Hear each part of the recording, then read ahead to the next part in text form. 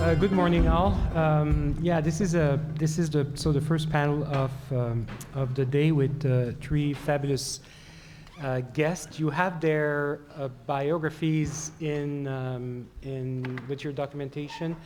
Dwayne is the executive director of the Health Data Consortium, a nonprofit public-private partnership that is engaged in the active promotion of data utilization in healthcare, and Dwayne has a long track record in business information and analysis. Emily is assistant professor at the University of Southern California School of Social Work. She specializes in child health and wellness, and is very much engaged in development and use of data and indicators in that field. And Jared is a physician. He's an active clinical practice. He's also an educator, and we decided yesterday he's a translator, interested in the actual interface between IT and data and the way care is delivered at the coalface. And he's attached to the Memorial University of Newfoundland, which is in Canada. So you do a diagonal from San Diego and up north, and it's Newfoundland on the other side. So we have decided that this panel should be more of a discussion than a series of presentations. I have 2 or 3 major questions for our guests, but we would like you to participate as well. So I shall make you ask questions, make comments midway through the conversation, and even at the end, if we have more time. We have until the 9:45, 45 minutes, an hour. Up 10 o'clock. Okay, we have an hour. So when we start preparing this panel, this conversation, Emily was expressing concern during the call about the way we were using the terms like big and open data, the way we were relating that to different kind of users, and she made the point repeatedly during the call that she would like to start by, an intervention to try to get us use the same terms in the same way. So Emily, please. All right. Good morning. So really excited to be here. Just wanted to, start off the panel. I work with a lot of clinicians, practitioners, students. I'm on the research side of things. I'm not an IT person. And I've found that there's all of this exciting momentum around data. We've got open data, big data, research data, personally identifiable data. But I think that sometimes those of us who are working to advance each of those efforts end up working at cross purposes because we're not clear about where we're drawing boundaries and what each of those means. And so just to give an example, I work with a lot of data from the state of California as a researcher in collaboration with public agencies. Work with a lot of birth record data. So if you think about birth record data, and by the way, I will say that when I've got 3 kids, I gave birth, originally was thinking, birth record data, it must be what you get on the birth certificate, but actually there's a tremendous amount of socio-demographic and medical information, and so really, really rich data. When you think about birth record data, you can think about open data. Pretty innocuous. We put it up on a website. It can be queried. We can look at things such as low birth weight trends, racial demographics, et cetera. You can use it for research purposes, as I do, where what we're doing is following entire cohorts of children born in California over time and looking at their system interactions, looking at things such as how many children who are born in the state touch our child protection system before the age of 5, how many children die, how many are provided with developmental services. Or you can use it for what I would call real-time usage. And so an example of that would be in actually Maryland and Michigan and New York City, there is a data exchange that occurs so that birth records are shared in real time with child protective services so that we can see, is this new child who was born, were they born to a parent where there was a prior termination of parental rights, or there is an older sibling in foster care, and then they will use that information to follow up. So these are 3 very, very different uses of just one data set, birth record information, all of which are incredibly, incredibly valuable. But I find that when we talk about data, often we fail to exactly explain what we mean through those different uses, and particularly in the context of research and evaluation, the thresholds for even within government or researchers outside of government to gain access to this information for longitudinal research and evaluation studies is often much, much lower than when we're talking about using the data for real-time service delivery. And so, of course, we should all be aspiring, and there's real value, and we want to get to the point where all of this information is integrated and used in real time to improve services for actual individuals. But I feel like often we forget that in advance of that, we can often start using it for research and evaluation, and the hurdles are much reduced. So that's the point I wanted to make. Excellent. Your sense about access to data, just to follow up on this. Well, there's no question that we're at the beginning of this. I mean, data availability is not coded into our system today. It's the default setting is no, right? And so, for a variety of reasons, but whether they're federal or sub-federal sources of data, private sources of data, I think we have to evolve the system pretty considerably to create both the environment where that data can be shared, where organizations don't feel the, quite frankly, the liability and other constraints of sharing the data, but where it is a natural act to share those, to support research, studies, et cetera. So we have a long way to go. If the NSA are listening, I'm just repeating what I heard other people say. No, they are listening. I get a little nervous when I hear people talking about large volumes of health data being released because, is that the NSA turning me off? No. I was sensitized to the issue about 10 years ago when I was working with a computer science student, and we were trying to use DNA algorithms to do diagnostic pattern recognition on raw hospital data. And so we got permission to get records on 10 patients with colon cancer from the local hospital. Well, it turns out the local hospital, the way that they stored the data was every time you came to the hospital, they started a new file, and when you left, they closed that file. So when we got 10 patients' data, we had over 30 files, and all the identifiers had been stripped off of it. And so we were thinking, what are we going to do with this? I mean, how are we going to connect the dots on this? But it turns out that there was actual date information attached to the files. And so we could actually go through, and even though these files have been so-called de-identified, there was enough information there for us to know that, well, if this person had a colonoscopy here, they couldn't have had their operation before it, so that colonoscopy must be associated with this operation, which must be associated with this outcome.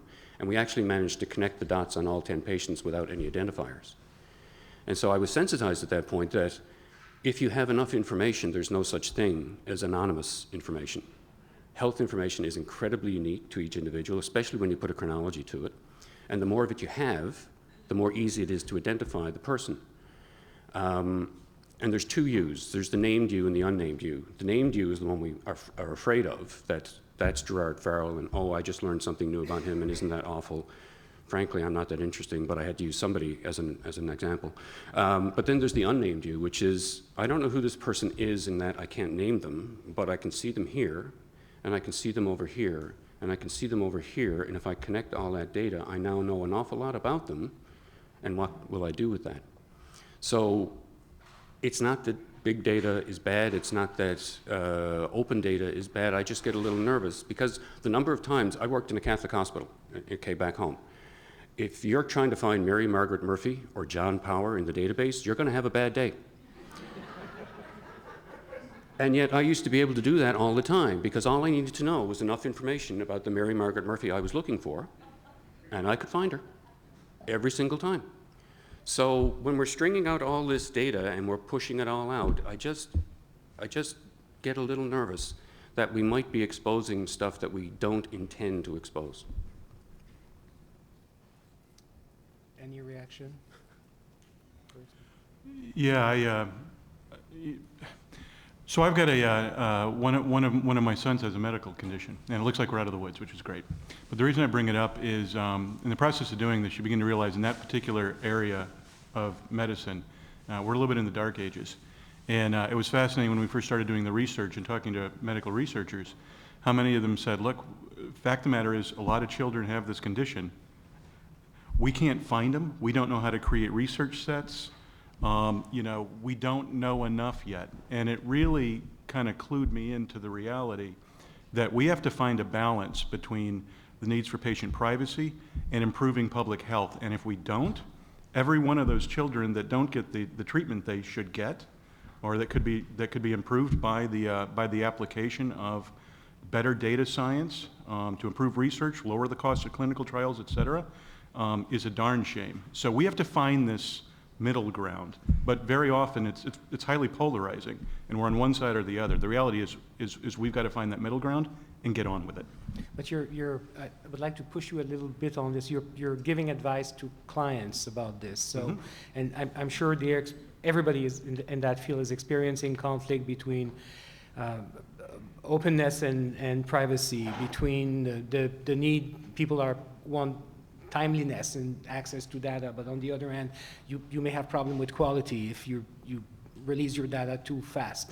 That's true. So how do you deal with that concretely with clients? Sure. So I'm not sure what you mean by a client for us, but you know, I will tell you that most research surveys recently run, when you ask an individual their concerns with the privacy of their health information, it's overwhelmingly, yes, we have a concern, right? And the concerns are valid, right? I wouldn't want to be excluded from a job opportunity because of a health history, you know, concerns about pricing of insurance. I mean, these are all, of course, legitimate and top of mind for all of us. But if you ask them, would you share your information with a research study? And the qualification on that is, you know, I'm going to know how the data is going to be used. It's going to be used productively and for the public good. The numbers now are 85 to 90% of people say, I absolutely would do that. I just want to know that I can trust the system. So when I talk about finding a middle ground, what I'm really referring to is setting up a system that has trust, right, where patients and individuals have the ability to contribute their data and know how it's going to be used, and then research studies and others have an ability to sort of tap that, and they're held accountable for misuse. But we just can't we can't sort of sit this out. And I think that those are all solvable problems. That's how I'd answer your question. That will be your conclusion as well? Yeah, no, I mean, I can, several recent projects I've worked on where there's been survey information collected from individuals, and then they've asked, can we also follow you longitudinally using your administrative records? Because that's a very, very cost-effective way for us to do that longer-term work. And upwards of 95 to 98% of participants have said absolutely, because they very much understood that their records were going to be used for the purposes of this research and evaluation. So would totally agree with that. And would also just say that, again, we all love data here, and I think that there is an increasing recognition that we can do much more with administrative data from a kind of a quasi-experimental design than we once could.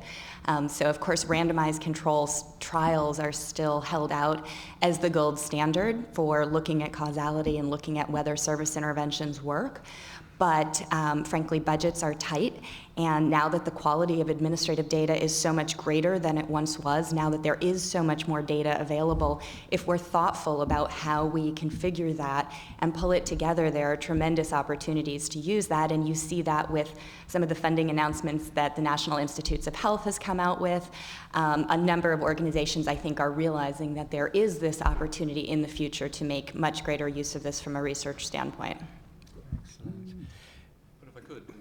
Touched on something really important, both of you, and that's the involvement of the person in the determination of what happens to their data, rather than just this hoovering up of large volumes of data and having it kind of get posted on a website someplace. It's the involvement of the person, the pre-knowledge of what their information may or may not be used for, the option to opt in or opt out. It may not give you as rich a data set at the end of the time, but it would probably, would get you, it would at least involve them in the determination of how their data is going to be used. And I think that that's really important. There was an example yesterday about pharmacy data, and I'm involved with building our pharmacy network back home. But I also know the patient that I had who used to drive 4 hours for her AIDS care because she didn't want anybody in her community knowing that she had AIDS.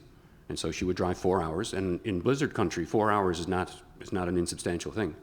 But she would drive the 4 hours, and she would get her AIDS care done in St. John's. She would have her prescriptions filled in St. John's, and that gave her a level of security because there was none of that information going to be shared with her pharmacy in Grand Falls, Windsor. And so even though I'm involved with the building of a pharmacy network, I keep her in the back of my mind for when we roll out our pharmacy and how we roll it out, and giving people the option of opting that piece of information off the grid with all the provisos of, the pharmacist has to know that there's stuff that he doesn't know and all that kind of stuff. But I think involving the person in the determination of how the data gets used, I think that's critical. Yes, go ahead. Just one add-on point. So I think there's a lot of reason to be encouraged here. So these models are evolving. The day before yesterday, I saw a demo from a pretty interesting company that's emerging out of the university sector, dealing with this issue of how can we get more research data and how can we have patients opt in. And it's kind of a fascinating application that bridges to consumer devices as its first test bed. And the consumer devices bring the data in, and then the individual says, I'll let that data be used for these kinds of organizations in aggregate form, identified, de-identified form, and it really is a pretty slick interface and gives them complete control of where their data goes. And they see their market as those that are sort of conscious about the use of their data. They want to have control over it, but they want to support research. So I thought that was very encouraging. So I would suggest that when we'll go to the floor for questions and comments, we have a first theme here about openness, privacy, and patients' participation that I would like to have comments and questions at some point. And another theme that was very present in our pre-conversation about this panel was, Dwayne, you expressed that saying that you had the impression that we were over-optimistic about the liberation of data at this moment, that we were probably not seeing as many and as much data as we need. Yeah, I guess I'm always the cautious optimist, erring on the optimist side. But an awful lot of my career has been in the technology sector. And are you all familiar with the hype curve? Have you heard of the hype curve? So the hype curve says that almost any new disruptive technology innovation sort of first makes its way to sort of the top of this hype curve, and then falls into the trough of disillusionment, right? And then makes its way up into sort of this. It's like a marriage. You said that, not me. To the plateau of productivity, and it has been unbelievably, accurate, right? This sort of pattern repeats itself over and over again. And so I think that's where we are, particularly with big data, is what I was getting at on the call.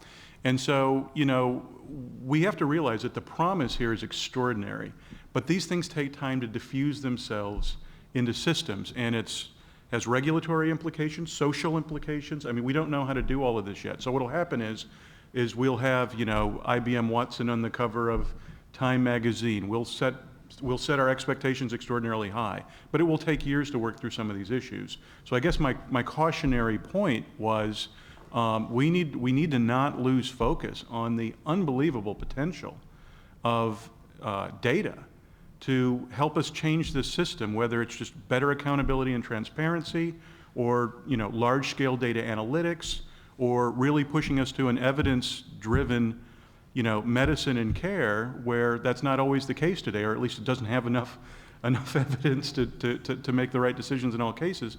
But to get there, we have to sort of make our way through this. So the caution was just recognize that we're probably getting pretty close to the top of that hype curve. And it's incumbent upon all of us to keep this thing going, to not let it, we're going to get smarter along the way by making mistakes. There will be the occasional data breach. There will be the wrong conclusion driven as we develop the analytics tools. But we keep pushing through with this, we'll get to the end goal, which is a much better system, and a much more affordable system, and a system where we're able to identify the disparities in care and erase those, and we'll meet all of the goals that we want to, but we have to bear with this. So I sort of suspect we're going to that next phase now where we start to put this into practice, and we'll stumble a few times, and we have to weather through that and soldier on and get there at the end of the day. But it will be that sort of learning next couple of years in my estimation. Emily, your own experience?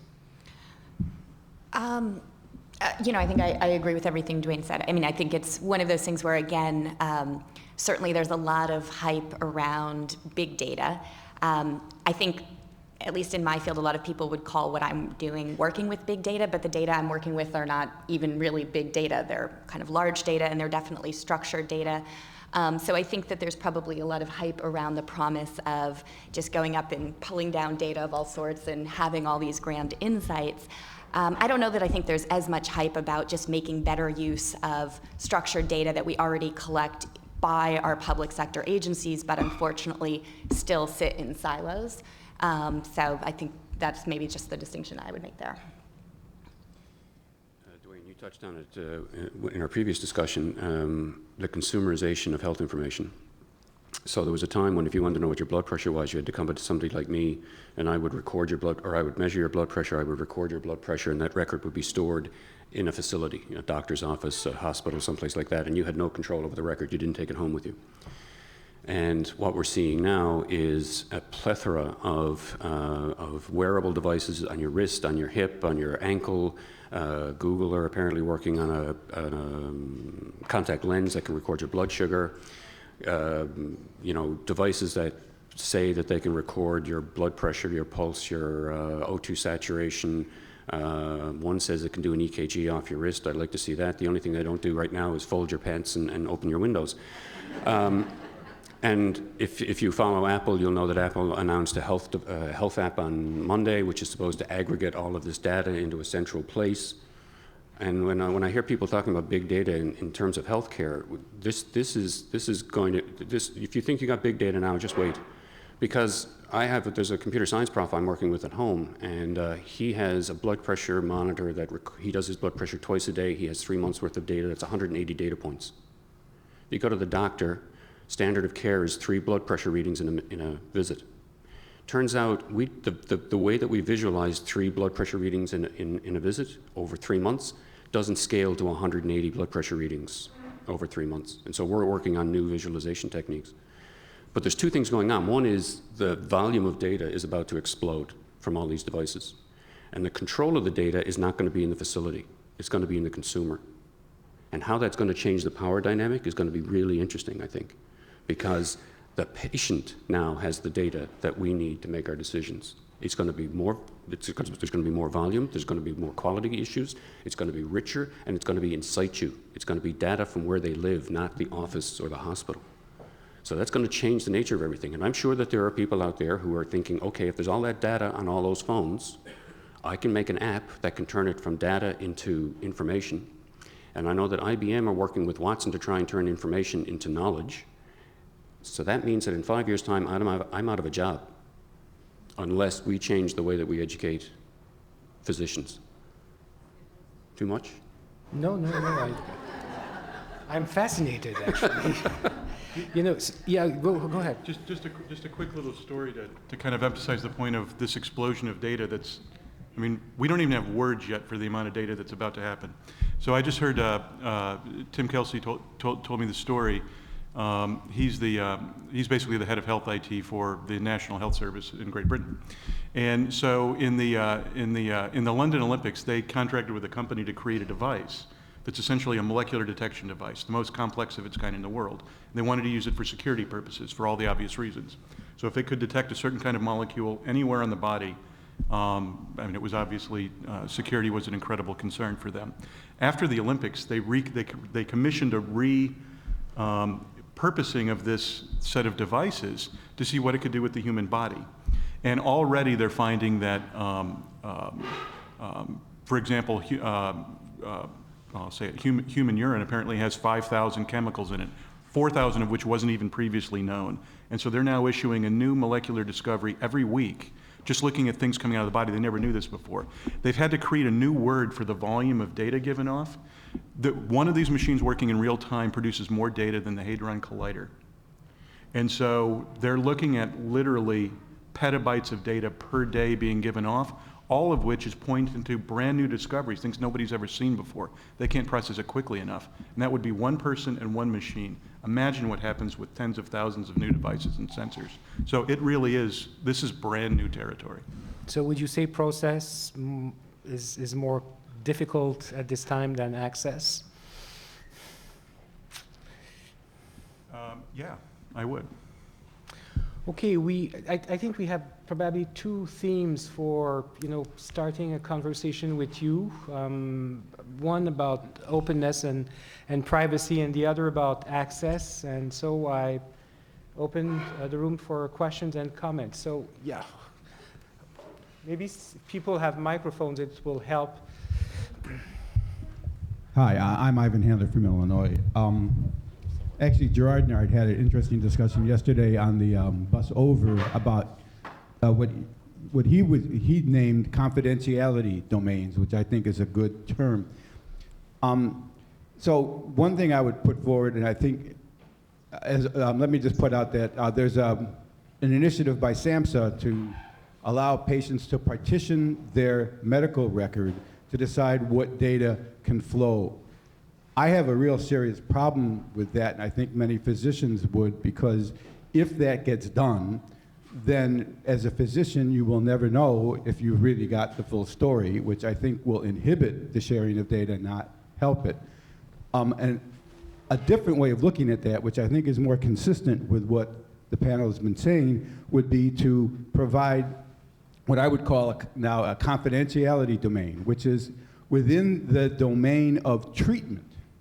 And treatment, I want to make that general because it's not just healthcare. We could be talking about people with almost any kind of human service. But who's ever treating you needs all the data. What we want to do is allow the patient or the client to control what happens across the boundary. Research is a boundary, one that hopefully most people would accept going on. Your neighbor is probably a boundary that people don't want the data to flow through. And to start thinking about data in this way, because in my view, your health data in terms of treatment, I don't think it should be up to the patient. Your health, our health is something we share. We look at it as an individual practice, individual characteristic here in the West, but I think it's not really true. If I get a disease, if that disease isn't cured, I may give it to somebody, right? If I'm out of work because I'm sick, that influences a lot of different things. So I would say the treatment domain needs to be very carefully defined, and the data needs to be able to flow freely in there for us to have optimal health outcomes. So that's one thing I would throw out is a possibility, and I can tell you how it can be implemented. Completely with audit trails, with the ability for not only the patient to know what's happened to their data and who used it for what purposes, but also law enforcement, because we know, at least those who've worked with healthcare data or Medicaid, know there's a lot of fraud potentially associated with this, and law enforcement needs to be there to assure people that, even if you're not paying attention, somebody is paying attention, and there are consequences for the misuse of data. So I think those are the kinds of things that, at least in my view, we could really think about more that can be implemented. The only other point I want to make is in terms of the hype. Yeah, I'm really tired of the hype, and I think one way to combat the hype is to start talking about data in ways that are real.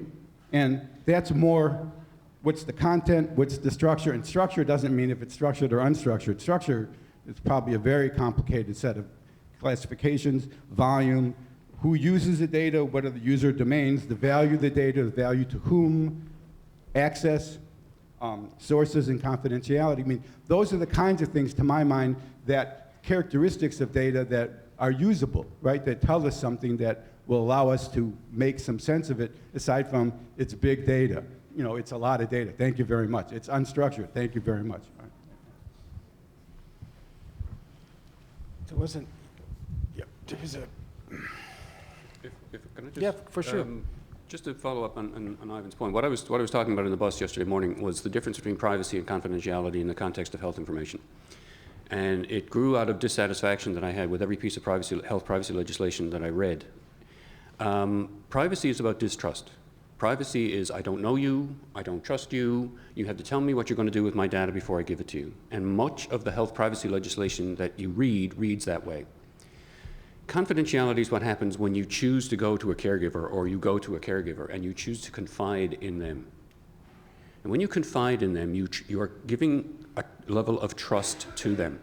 In my context, if you tell me something, not only do you want me to help you, but if I can think of somebody else who might be able to help you, you don't mind if I share that information with them. So if I run into the regional expert in whatever I think is wrong with you, you don't mind me talking to that person without asking your permission first. And that runs through the healthcare system. And if you want to think about the extreme, if you're in the intensive care unit, you're naked, you're wired, you have tubes running into various different orifices, and boy, are we inventive when it comes to putting tubes in orifices. And you don't give a rat's ass as long as you get out of that ICU. Okay? And that's the metaphor I use for the confidence that you give when you confide health information to a practitioner. I have yet to read a piece of privacy legislation that encapsulates that in the legislation, and I think it's deficient. Some of you may have heard the term circle of care, which is basically if you are someone who's taking care of a patient, you opt out of all those rules. I'm sorry, it's poorly defined. To use a phrase that I think came from the United States, I think the circle of care is lipstick on a pig. Not that I feel strongly about it. Sir.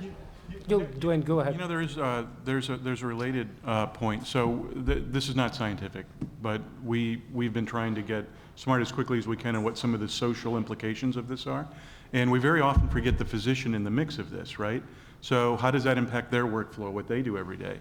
And you know, I won't comment on it other than to say what kind of the early returns have been, and that is physicians are expressing a pretty big hesitation towards seeing these new consumer-driven data streams. And what's really coming out is for two reasons. One, they barely have enough time to spend with the patient anyway, right? And so now to have sort of voluntary data streams come in on how much that person walks and what their heart rate is, and we don't necessarily have the tools to consolidate the data for them. So that's a pretty big lift.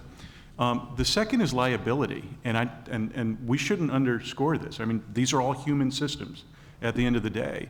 And the basic notion that knowing that I couldn't possibly get through all of that data, there could be something in there that might contravene my finding. And in fact, the matter is I've got to make decisions in real time for this patient. It's not entirely clear to most doctors what the upside is for them. So when I was talking about the hype curve and saying we've got a lot of things to sort of work through, the actual availability of the data will precede by far the benefits until we sort of work this stuff into the system and do it the right way. But I thought that was kind of interesting. We take for granted this data just gets used, and there's a lot of social and systems level work that has to be done to even figure out the right way to do that. Yes, Mark Shishida. Can the panel talk more about human services data, particularly within the context of if it gets combined with health data? So human services data, we typically said is not PHI, but Daniel was speaking yesterday about how human services, social services are a major determinant in healthcare. So what happens when you take that human services data, you combine that with healthcare data? How does that impact privacy and confidentiality, and how should human services data be treated? Emily? So it's a terrific question. I can kind of speak or provide an answer based from a research perspective, which is you're exactly right. I work primarily with child abuse and neglect data, does not fall under HIPAA. So obviously very sensitive and secure data. What I've been able to do in terms of combining health data with social service delivery data, most IRBs will, or all IRBs have some kind of waiver of consent. So we're able to not necessarily have, and I know, Gerard, this would probably bother you, but of course, we're talking about data that are collected during the normal course of agency operations, not originally intended for research purposes, but which has tremendous value in terms of informing policies, informing programs, understanding where there may be gaps. I mean, we talked a lot yesterday about this desired continuum of care and services, and we have to have kind of the integrated data to really understand how those systems are functioning, obviously. So from a research perspective, I would say that we're able to presently combine it as long as we are able to show that we can work with the data in a secure fashion, at least without or outside of government.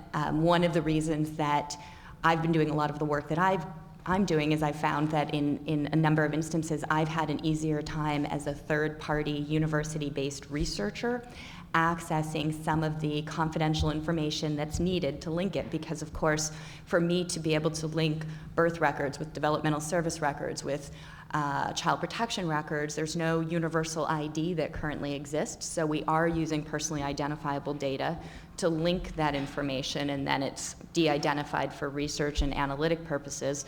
But what I've found is that because I'm very clearly using the data strictly for research and evaluation, I don't operate in a function where I would have any contact with human services. I've been able to gain access to those data, whereas many of my colleagues within state or local government have struggled with lawyers and with data sharing agreements between agencies, because there is more of a gray area within government in terms of, will this data be used just for research and evaluation, or is it also going to be used for actual real-time delivery of services? If I may, you know, conceptually it's possible, and has been possible for a long time to connect all this information. Practically, it's another question. The only example I know at this, Denmark has a particular situation because everybody has a unique identifier that you're given at birth, and that stays the same for every service you receive. So health, education, your driver's license, your income tax, you're always using the same number. And so you could connect people along all the different streams of social policy when you but they have a very stable population. They have a small population. They have a population that has accepted for a long time that kind of discipline.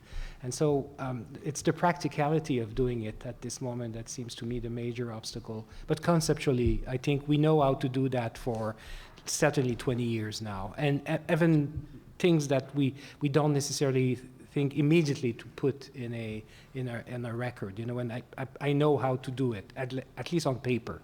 The problem is to do it at individual level and to know how to do that to actually impact individual practice. This is clearly You touched on something there, PG, and that's expectations. The Denmark people have certain levels of expectations, and one of us said that there might be breaches. No, there will be breaches. And we need to start messaging that, because this is early days. We're making the rules. We're finding out what we can and can't do with this data. There are going to be slip-ups. There are going to be breaches. We need to set the expectations with the general public as to what we're going to do when there's a breach. Not if there's a breach, when there's a breach. Because there's going to be mistakes made. And whenever you put humans in the soup, there's a chance for one of them to be a bad actor. And so we need to start messaging that while we're going to take a very responsible approach to all of this data availability and all that kind of stuff, that occasionally we're going to slip up. And when we slip up, here's what we're going to do to make it up. Nobody minds, I shouldn't say this, everybody understands what the bank is going to do if someone gets access to your credit card, okay? And because of that, we're more tolerant of that than we are of other things. So I think that all the public relations, if there's any public relations people in the audience, start messaging now. There's going to be breaches. We're going to do our best to minimize the number of breaches, and here's what we're going to do when we encounter a breach. And get the general public understanding and set their expectations, not at there's going to be no breach, but what we're going to do when there is one.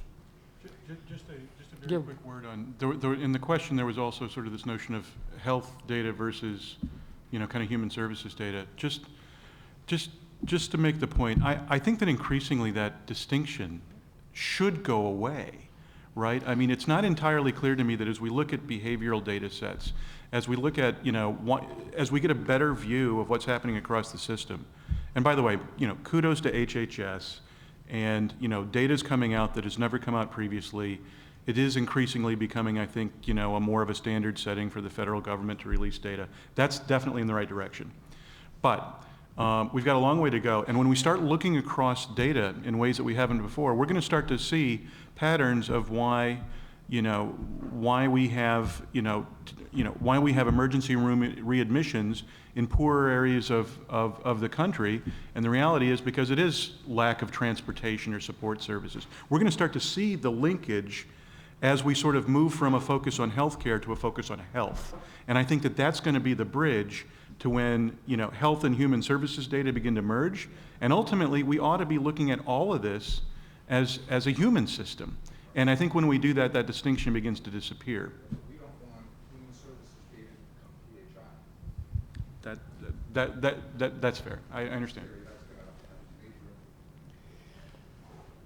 Laura, do you still want to ask your, yeah.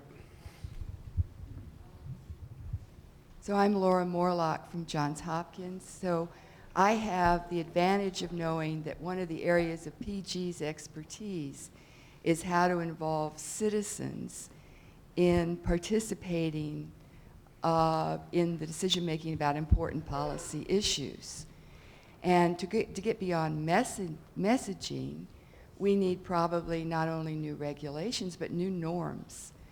And isn't that an important area for some citizen involvement in thinking through at least some aspects of these issues? So I was wondering, maybe, PG, if you have thoughts about how to engage citizens appropriately in dialogue about some of this. Yeah, this is a complex question because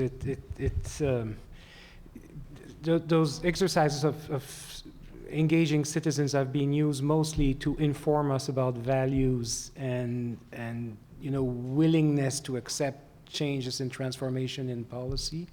And we could certainly learn again and more from this. The other aspect of those, I conducted experiments with citizens on different aspects of health policy throughout the years.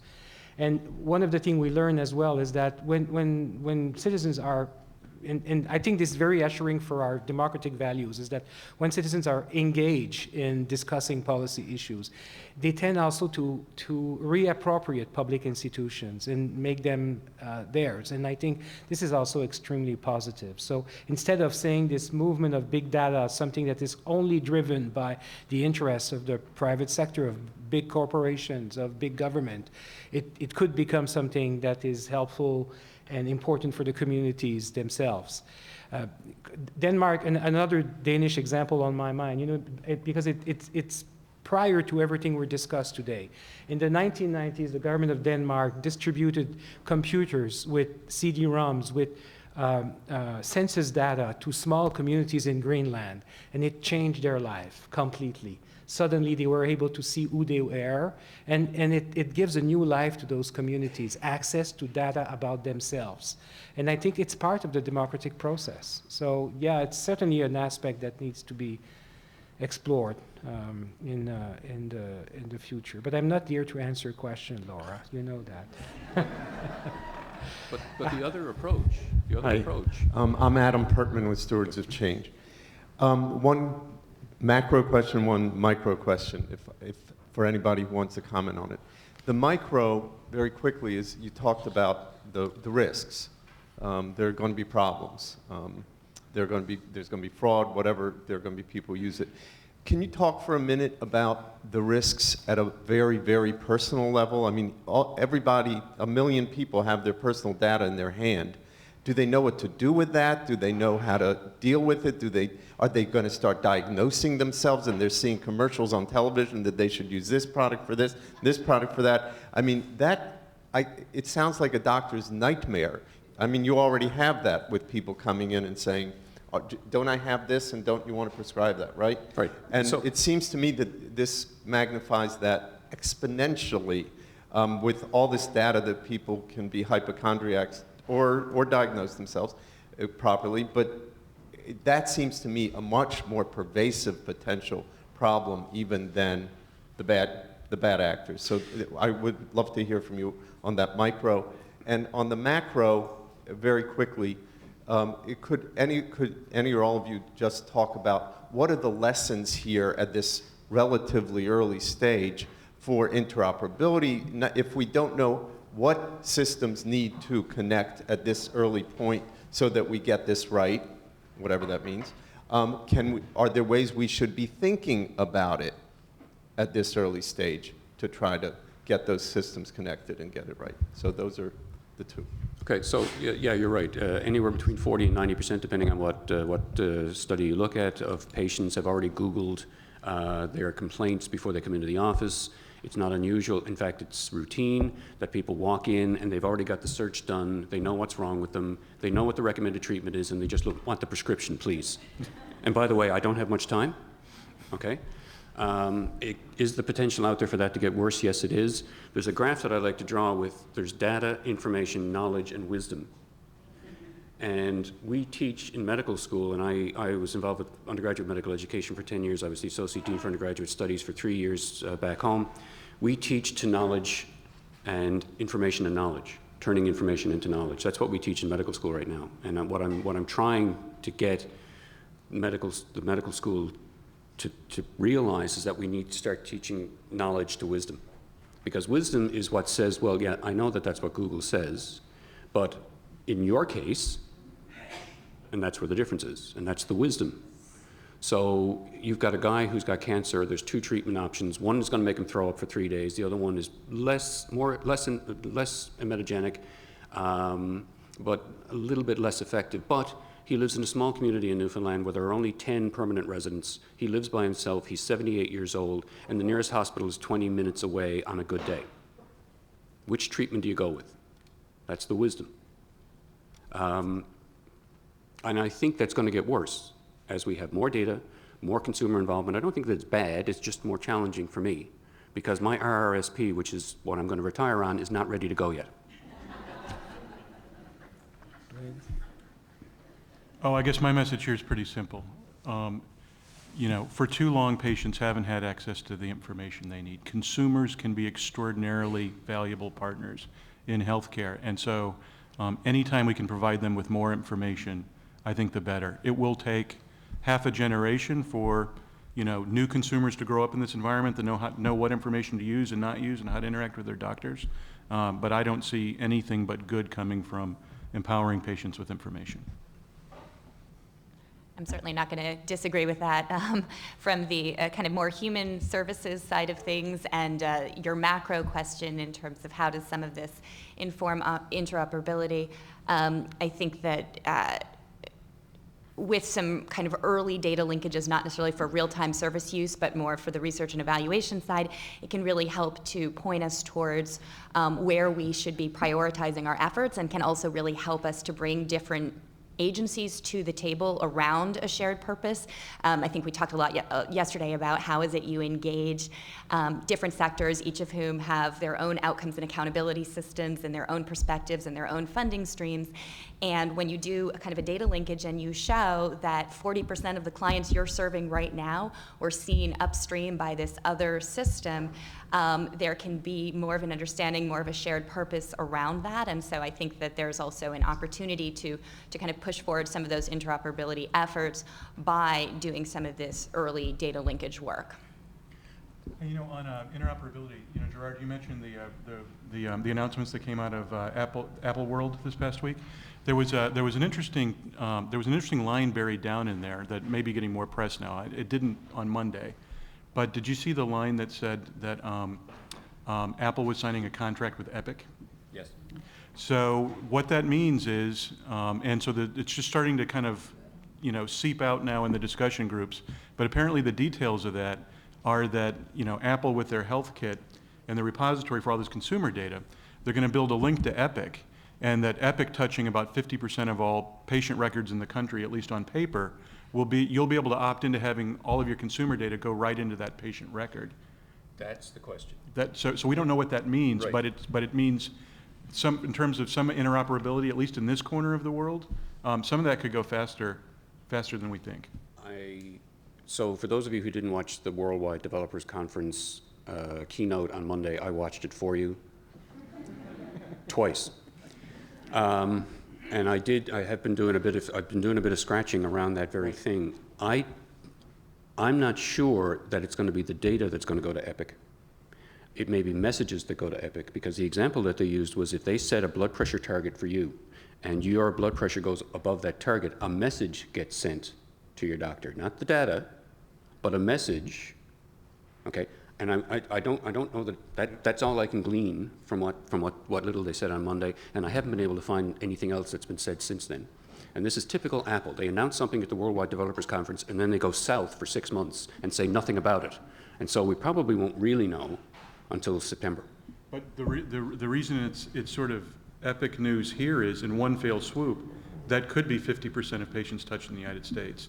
So interoperability is a much bigger topic, but just think about that. In one fell swoop, the landscape could change, at least in terms of consumer-style data. So that says some of this could boom faster.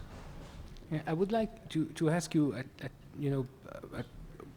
a question about how could we help you, and how could you be helped, and what do you need now, in terms of access, in terms of quality, in terms of support from organizations to do what you're doing now?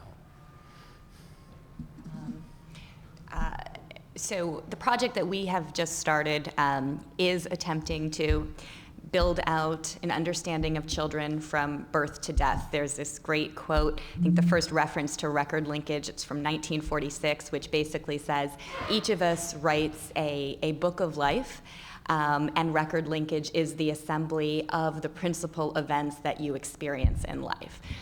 So that's kind of the vision for what I'm trying to do with the project I have, and what I've found is that there is just tremendous misunderstanding about exactly what privacy and confidentiality laws allow for from a research perspective specifically. And I do think that the concerns about privacy and confidentiality when it comes to broad surveillance and public health research are very, very different than some of the issues we've been talking about here when it comes to kind of clinical data and who has access to it, et cetera. And so I guess what I would say is that sometimes recognizing that both are kind of important efforts, and that one is probably a quicker, easier effort and may actually really kind of lay the groundwork for discussions around confidentiality from a more real-time service delivery planning perspective. So that would be helpful.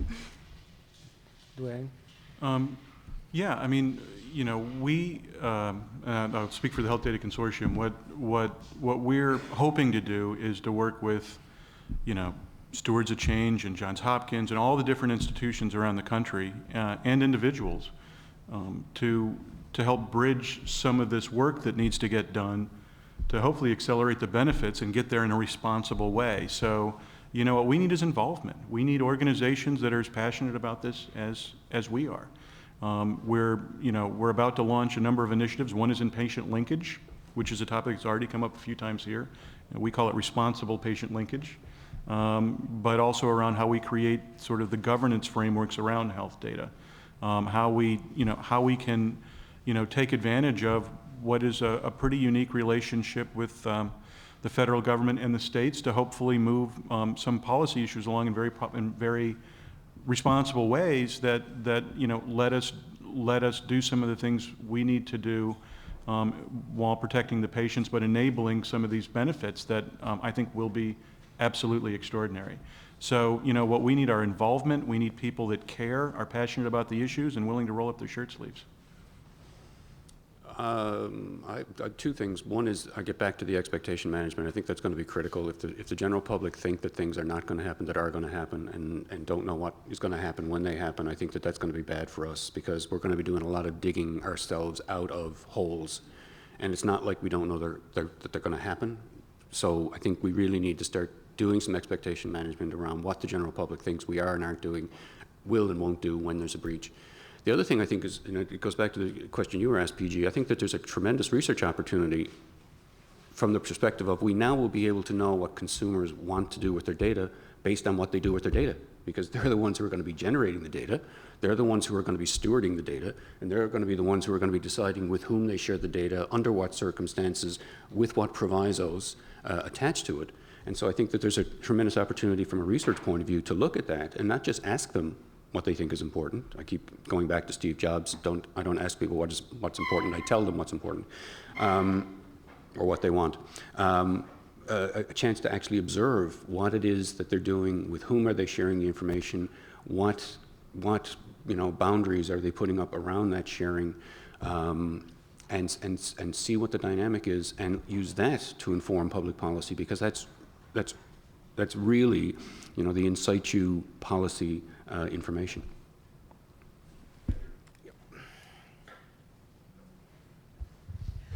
Kathy Crabtree from Auburn University. I have a question and your thoughts on the elephant in the room, which is public education. And we've talked about health, we've talked about human services. There are a lot of children in the schools who are on medication or medication monitoring, children with disabilities, and children connected to human services system. Are you aware of any linkages to the new data efforts, and what are your thoughts about that? So it's interesting, when I talk about the different data sources that I've been able to work with or that I hope to acquire, I always leave education out because FERPA is such a scary and hard federal law to overcome. So we in California recently did do an educational data linkage to child protection data linkage, which was incredibly informative. We found that, for example, children who are in foster care, 20% of them have a diagnosed special ed disability, found tremendous correlations between the number of placements a child has in foster care and the number of different schools they bounce around in. And so that's an example where there is not necessarily yet real-time data sharing, although there is some new state legislation that would require some regular data sharing between the two organizations. But I think it really helped to bridge some of the gaps between the education and specifically the child protection system, because they realized, this is a group where we haven't been necessarily paying enough attention. It's really important that that foster caregivers and child welfare organizations have an understanding of how students are performing, and similarly that schools are developing services that are responsive to that population. So I will also say I was talking with Carrie the other day, or yesterday, and she was telling me she actually read FERPA, and I guess it's 200 pages, which I have not done. But I think there is some misunderstanding about exactly how restrictive FERPA is. I think that my understanding is there are several states that are starting to look more closely at that, and that there is also some activity at the federal law to clarify. So hopefully that will, there is some forward movement, and it will be less the elephant in the room in the future. Okay, we have time for maybe one or two other questions. Yes. He says from over here. Actually, I had one quick question, and give it over to Tom here, which was part of the premise is each of you work in a different data silo in a sense, and there clearly are overlaps and benefits. Just take a moment. I'm just thinking, based on the conversation we've just had here, is there a place where these data domains actually can inform and support the other one from all this new stuff coming out for research perspectives, and what's the interplay? Because I'm very interested in sort of the data silo question, and is there a sort of a synergistic effect of how they can work together better, and is there any place that's happening that you're aware of? We're all looking at each other. That's not a good sign. PG made reference to my role as a translator, and it's not unusual for me to be in a room with a bunch of clinicians on this side of the table and a bunch of IT people on this side of the table, and they think there's one conversation going on in the room, and I'm the only guy that realizes, no, there are actually two, because these guys don't know what these guys are saying, and these guys don't understand what these guys are saying. I think what you just brought up speaks to the need for more communication between the silos and a greater conversation, because what comes out of one silo is going to impact on what comes out of another silo is going to. And so I think that we need to start that translation occupation between the silos so that we all understand the impact of what we're doing or potential impact on others, because the lines are going to blur. And if I can just for a second, there was an interesting conversation about health and human services and then about education. Canada has been involved in an effort to build provincial health information networks for about 10 years now, and I was involved in discussions in the late 1990s where we blue-skied what a health information network would look like. And so there was the usual suspects, the doctors and the hospitals and the pharmacies, and then we started bringing in legal, and then we started bringing in, community health, and we started bringing in social work, and we started bringing in education, and all of the stuff that interplayed in our true health information network. And as a group, we all kind of stood back and we looked at the whiteboard and got really scared and erased it. And so I think in that conversation, there's a lot of that going on where we know that it's involved in health. We know that health has impact. There's all these things that interplay. but it scares the hell out of us when we think about the implications of actually connecting them. And I'm not sure that this answers your question exactly, but what I would say is, of course, as a researcher, you're always hoping that the work you're doing is applied enough that it will eventually be translated into practice or policy and inform kind of what's going on. And an example of that, I think, worked on some research with some colleagues in New Zealand who did some predictive risk modeling using birth record information to look at which children were substantiated for abuse or neglect by age 5. Found that with a relative degree of accuracy, they could classify children based on risk, and are now, that is being piloted and implemented in a few jurisdictions where they're going to use an automated computerized algorithm to risk stratify children at birth so they can be prioritized for early intervention services. So a very kind of strategic use of data. I think in some ways it's profiling, which scares a lot of people, but at the same time it's also, I think you can frame in a much more strengths-based perspective, which is as much as we have limited service slots, do we have an ethical and a fiscal kind of imperative to make sure that we are matching our highest risk children and families to those service slots. So that I think is an example where some researchers developed the models and the data, and then it was brought over so that that information is now being used real time to deliver services. And I can tell Gerard is not happy with that scenario. To which I will respond, the coroner for Newfoundland and Labrador was told when he was 7 years old by his school that the best that he could do, he was in a British school, and I don't know the exact terminology, but basically they figured send him to a trade school because that was about as best he was ever going to do, and he's now the chief medical officer for the province. So that's why I cringe when I hear kids being profiled at birth. Ugh. But for support services, right? I mean, listen, I would have loved to have a nurse in my house helping me out early on. So, but I know that it's a...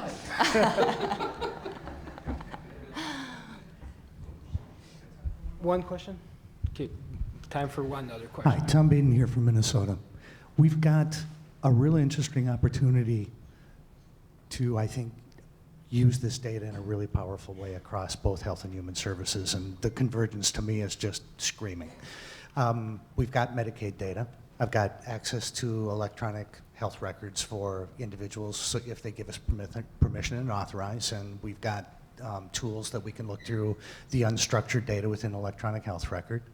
We've got SNAP, TANF, we've got cash, food, housing data. We've got behavioral and chemical health areas. We've got hospital data. We've got state hospitals.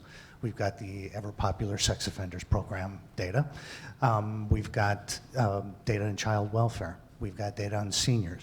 We've got this data all across these areas, and I think have done a actually pretty good job of looking at what performance measures we want to achieve within those areas. But it's the white space that concerns me. And the gentleman from San Diego that presented yesterday made just a nice, clean, one of his use cases was veterans that are homeless cost the community $6.2 million. They got them homes and the cost went down to $95K, I think were the numbers. How do we get to the point where we've got this data and we can look at how practically homelessness affects the cost of health care. Chemical dependency may affect child welfare and the long-term quality of life for that kid. What would be a very, very practical way for us to approach use cases in that white space across that have meaningful value propositions that we can bring to our leadership and go, homelessness amongst veterans can actually save us X amount of dollars, and quality of life for that individual can rise substantially. What would you suggest as far as a strategy of how to start plucking off those use cases one at a time and making them happen? Don't look at me, I'm from Canada, I can't figure it out. I was asking that question at the table this morning. I don't understand how you can look at data like that and then turn around and walk away. That makes no sense to me. So so there was a conference, I think, earlier this week, or late last week, one of the two, on VA homelessness. Were you at that? So I don't know, but I know some of the folks that were there doing it, and they were pretty pleased to report that in some of their pilot work, they've been able to bring down VA homelessness quite a bit and measure some of the benefits of that. I'm happy to connect you to some of those people that are pretty actively involved and passionate about that. But they thought that there was some very positive early measures of discrete benefits in terms of quality of life and costs. I'm happy to connect you to them. And how do we get to the point where we're not only asking questions about things that, we can identify and go, you know what, those two things seem to really affect each other. Homelessness and child welfare, seeing those connections, or doing a C-section before 39 weeks ends up costing us this in child welfare and child health long term. But how do we start to actually get to the point where we can use things like Watson and to start getting answers and looking for patterns to questions we haven't actually even thought of asking, but we actually can find those patterns and go, if you address these combinations of this secret sauce of programs can actually really turn families around. What would be your advice about a strategy of how to approach those things? Well, there's a little bit of a conundrum here, right? Which is, and I'm going to use big data here as sort of the proxy for part of this discussion, is we believe, you have to believe that as we look across broader and broader data sets, we can start to find correlations we didn't expect, right? And then try to really delve into, is that the causality? Is that the causality? And so to do that, you need you need those broad sets of data that you haven't necessarily established with all of the questions lined up in advance. So this is probably going to feel pretty unsatisfying, but in my view, this is why when I said earlier we have to keep soldiering through, is I don't think we can.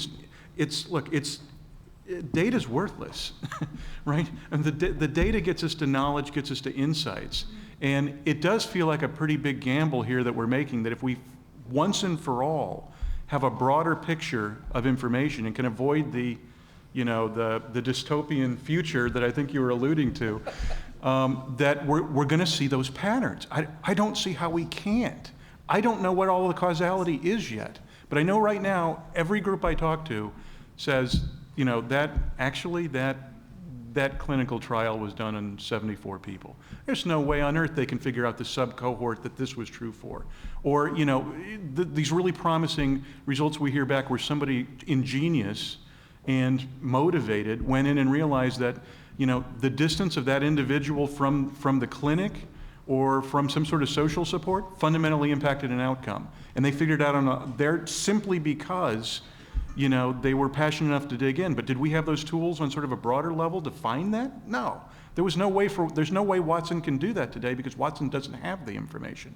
And I'm not necessarily a big fan of Watson. I'm just saying we need to sort of pave the highways here. And to do that, we need to start setting up this information infrastructure. And to do that, we need a governance sort of framework. We need a trust framework. And that's the stuff that has to be put into place. Or I don't see how we get to some of those linkages that you're describing. Can I just comment on that real quick? Sorry, I was like dying here. How do we get there?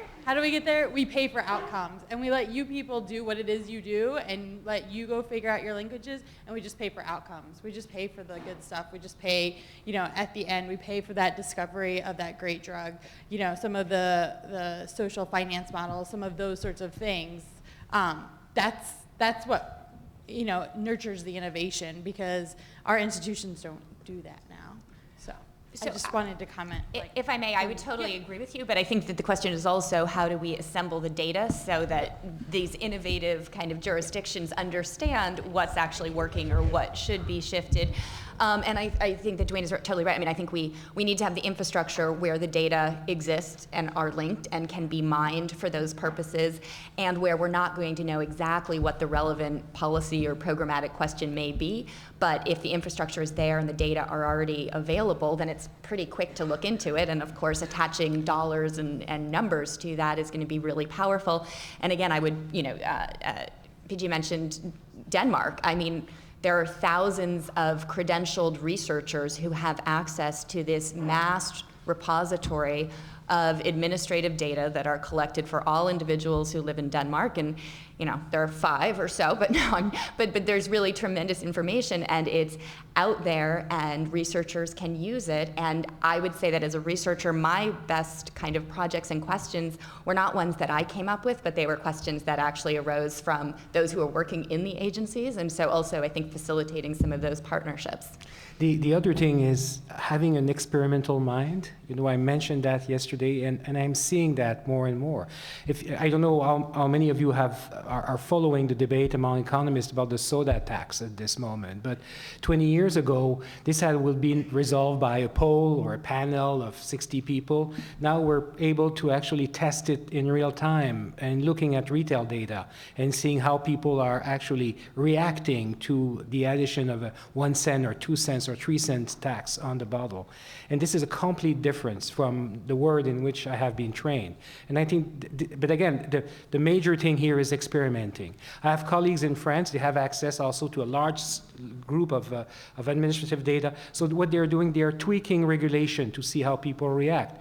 You change a sentence in a regulation about access to sick leave, for instance, and you want to see how people are using it and what kind of impact it has on the behavior of people. We were not able to do that 20 years ago. We will have just done it and hope that something will change. Now we do it, and we have observations and data. And I think experimentation and building a society of experimentation will be something that big data will permit, and I think this is an enormous progress in terms of the way we design policies in general.